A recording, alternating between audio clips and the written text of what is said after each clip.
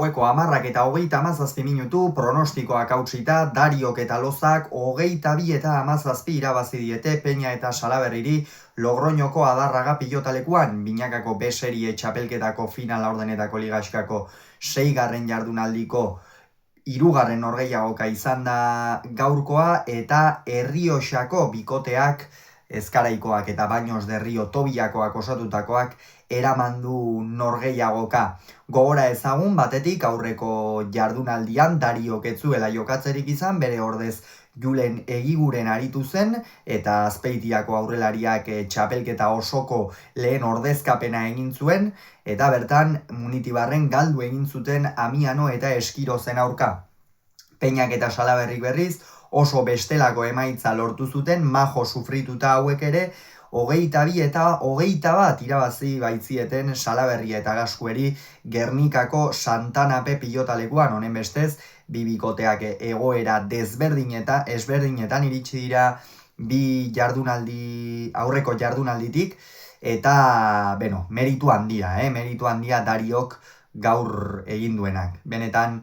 ikeragarria da, meritu ikeragarria du Dariok,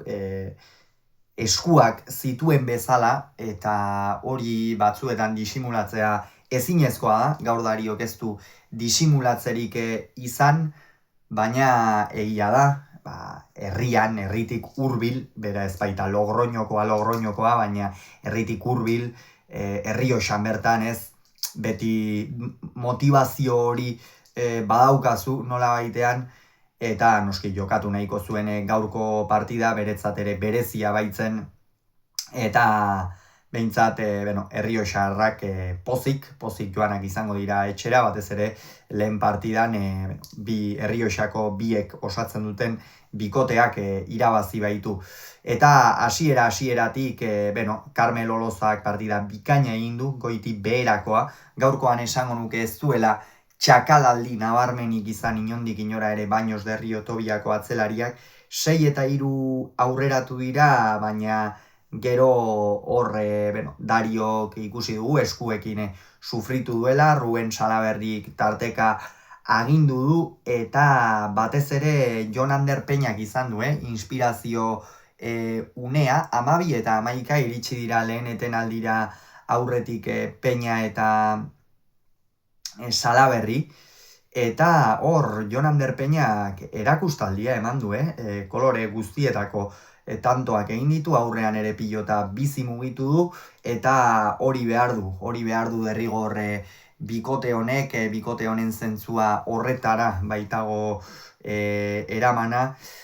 Jon Ander Peñak tanto onak egin eta aurrean pilota bizi mugitzea, eta hori lortu du, baina gero oso